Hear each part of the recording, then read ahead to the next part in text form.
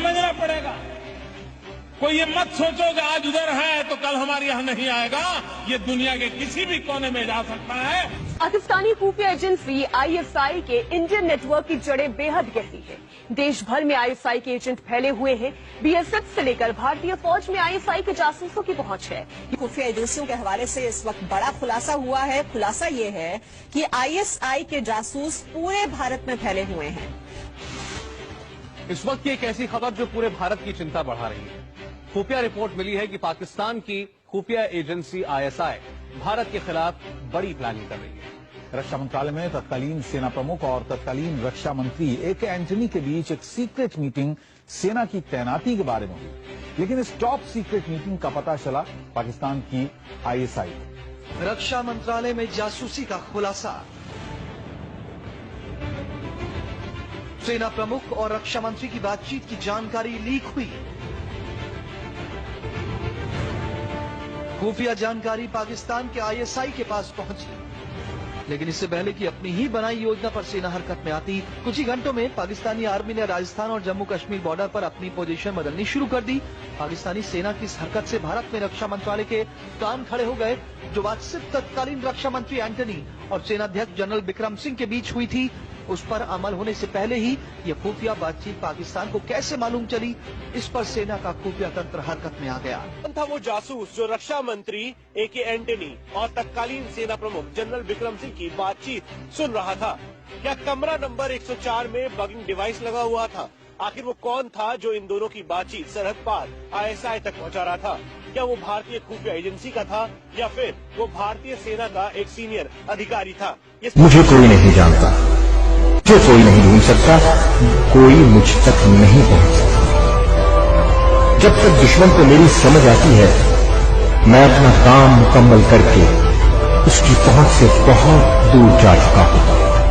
देश के दो, एक तो डिफेंस मिनिस्टर और आर्मी चीफ, दो सबसे बड़े ऑफिशियल हैं रक्षा के मामलों में, उनकी बात भी अगर लीक होकर आईएसआई तक पहुंचती है तो इससे गंभीर देश की सुरक्षा को खतरा कोई नहीं हो सकता। This is a big issue sir, कि आपकी कॉन्वर्सेशन रिकॉर्ड की गई थी और conversation was recorded and general and Pakistan में changes on the border. Pakistan के नोट बंद से सावधान रहना। दुनिया की तीसरी सबसे बड़ी अर्थव्यवस्था को बर्बाद करने का आईएसआई प्लान। पाकिस्तान की आईएसआई खालिस्तान मूवमेंट को दोबारा जिंदा करने की कोशिश कर रही है। जो मंत्री हैं उनके खाते में कितना है, कहां है, ये आईएसआई को पता है। आईएसआई के रडार पर देश के वो शहर हैं जहां बीते सालों में सांप्रदायिक दंगे हुए हैं। भारत के खिलाफ पाकिस्तान का हुस्न जात।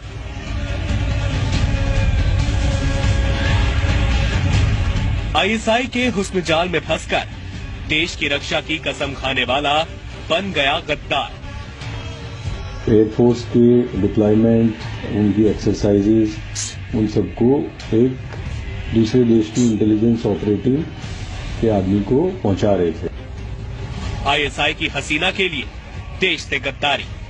नाम रंजीत के, उम्र 24 साल, निवासी केरल, पद एयरफोर्स अधिकारी, तैनाती भटिंडा एयरफोर्स स्टेशन, आरोप आईएसआई को जानकारी देने का, शिकार आईएसआई के हनी ट्रैप का। देश की हिफाजत के लिए जान कुर्बान करने की कसम खाने वाला रंजीत आईएसआई के हुस्न जाल में फंसकर देश से गद्दारी कर रहा है।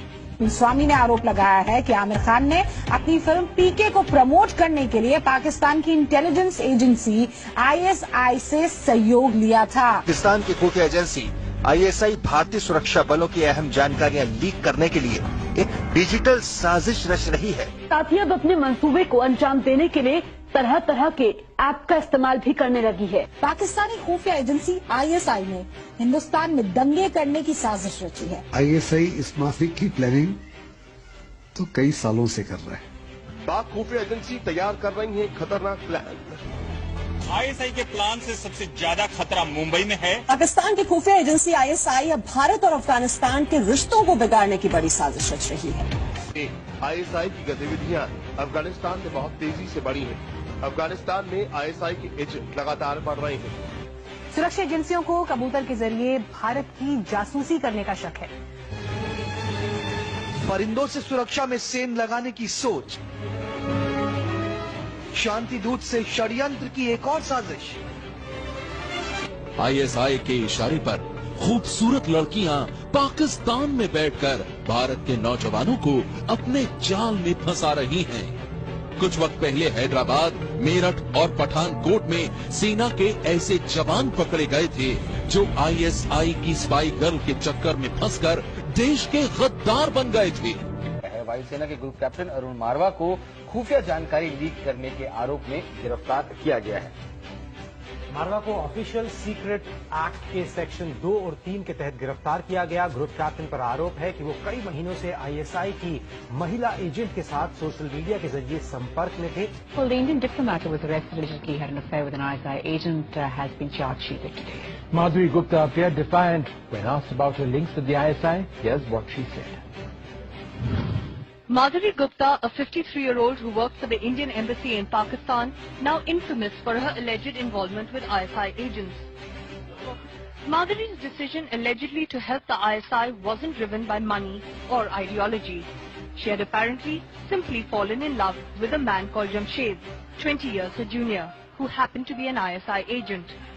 के बाद भारत के खिलाफ जहर उगलने का ठेका एक और शख्स ने ले लिया है। हाफिज सईद की तरह इस शख्स का ताल्लुक भी पाकिस्तानी खुफिया एजेंसी आईएसआई से है। Breaking news coming in: a senior Indian Air Force officer has been taken in for questioning. A group captain has now been taken into custody for questioning. The officer is suspected of being in touch with a Pakistan ISI officer. Pakistan की खुफिया agency ISI ने BSNL में सेंध लगा दी है।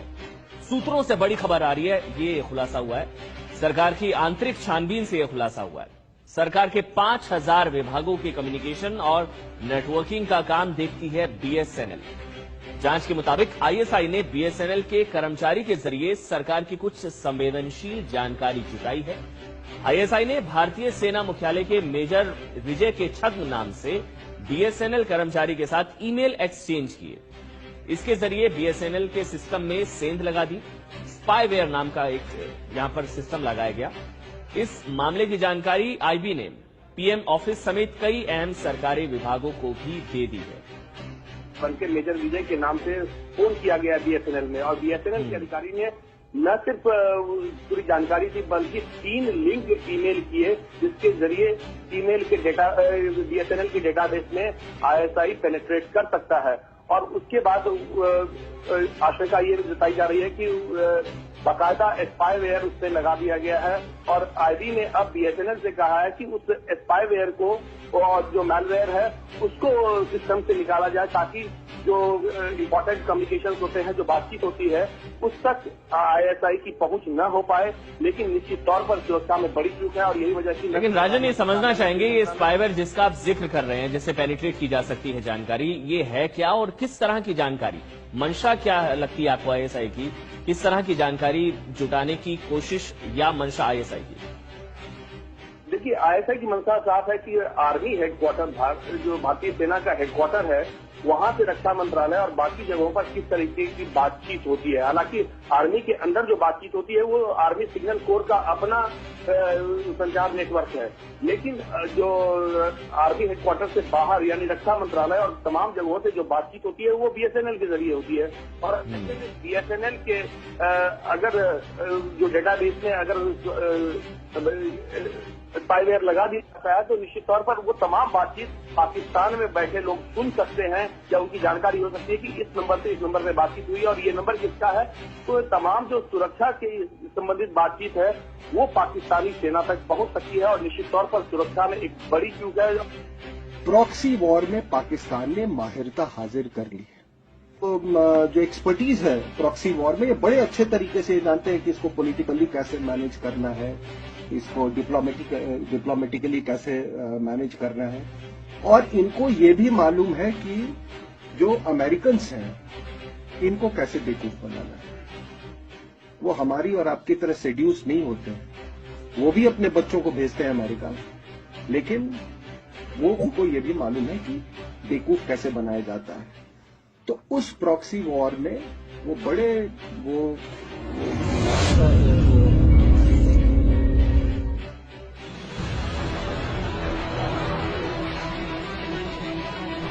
ISI के agent वो नादीदा और गुमनाम इंसान जो बिना हमें मिले, बिना हमें जाने, जरूरत पड़ने पर चुपके से हम पर कुर्बान हो जाते हैं। कितने अजीम है वो गुमनाम मुहाफिज जो हमारी बका के लिए खुद फना हो जाते हैं। घाट में बैठे माहिर शिकारी की मानिंद ये हमारी तरफ आते खतरात पर झपटने के लिए हर लम्हा तैयार रहते हैं। इसी झपटने पलटने में इनकी सारी जिंदगी गुजर जाती है और हमें लाख खुफिया हमलों से लड़ते लड़ते बिला आखिर एक दिन ये अपनी जान को अपनी मुल्क के बच्चों, बूढ़ों, माओं और बहनों के सुख और चैन के लिए वार देते हैं। अपने मुल्क की हिफाजत का अहद उठाने के बदले ये अपना सब कुछ कौम पर कुर्बान कर देते हैं।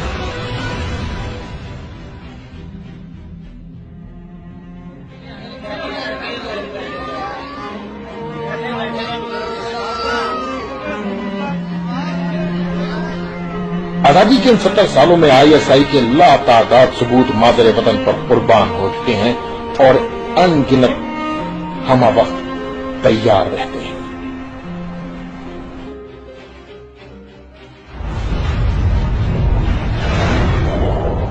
जब कभी दुश्मन पाकिस्तान की नजरियाती और ज्योग्राफियाई हुदूद पर अपनी प्रॉक्सियों के जरिए हमला करता है तो आईएसआई ही इसके पोशीदा आलाकारों को पकड़ती है और रोकती है।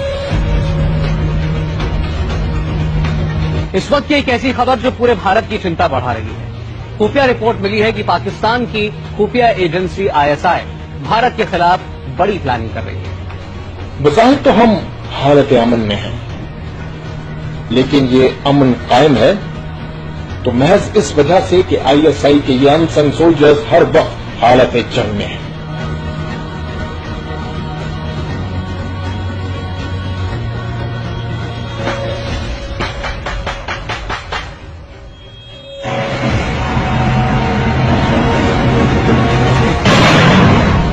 सलाम पेश करती है आईएसआई के तमाम गुमनाम शहदा को जिनकी सपनों के निशान तक कोई नहीं पहुंचता।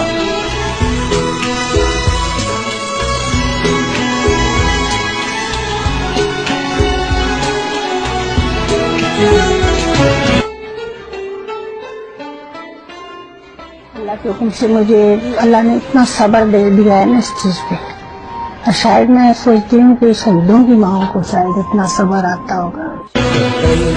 तुम्हारा है, तुम हो पास बात सीखे, ये चमन तुम्हारा है, तुम हो नगमा